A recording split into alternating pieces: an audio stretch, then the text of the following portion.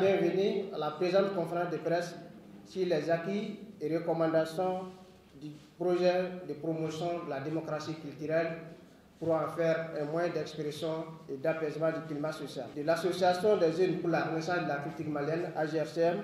La rencontre s'est située dans le cadre des recommandations et les acquis et les activités que nous avons à mener dans la zone de Diola.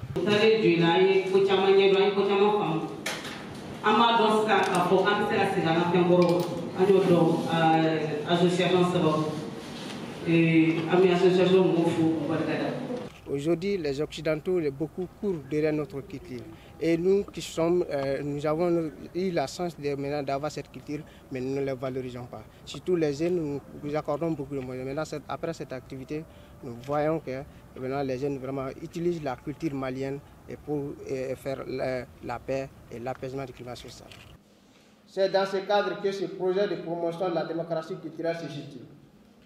Prévu pour une durée de 6 mois, du 1er août 2019 au 31 janvier 2020, dans le cercle de Diola, ce projet a enregistré plusieurs activités phares, dont la formation de 34 jeunes filles et garçons sur le concept de la démocratie culturelle et la participation citoyenne.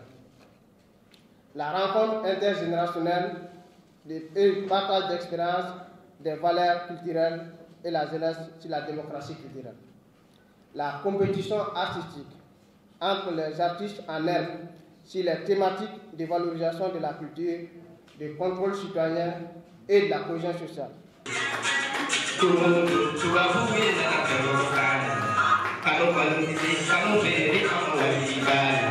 Nous avons mis l'accent sur les rappeurs parce qu'aujourd'hui, le rap est vu comme une chose contraire à notre identité culturelle.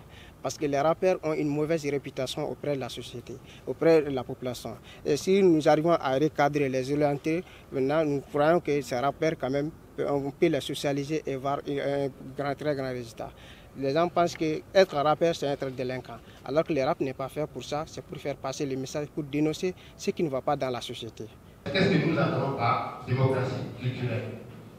Donc la démocratie culturelle est une action politique mise en place de la Seconde Guerre mondiale, basée sur les principes qui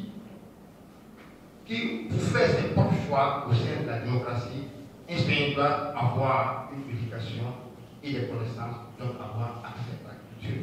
La thématique en tant que telle, démocratie culturelle, c'est vague et vaste.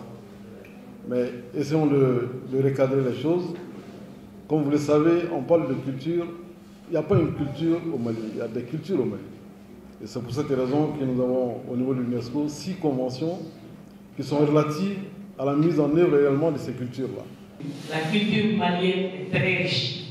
Mais malheureusement, je ne sais pas quelle mouche nous pique ici. Nous avons honte de nous-mêmes. Tellement honte de nous-mêmes, nous jetons tout ce que nous avons d'important ici au Mali pour suivre les mauvaises choses que les autres ont. Nous voulons adresser une mention spéciale à l'ambassade rurale du Danemark à travers le Fonds d'appui au moteur du changement, FAMOC, grâce à qui ce projet a vu le jour. Le FAMOC, c'est le Fonds d'appui au moteur du changement. C'est un programme initié par l'ambassade royale du Danemark et qui fait partie d'un programme thématique appelé Programme thématique pour la réconciliation et la paix.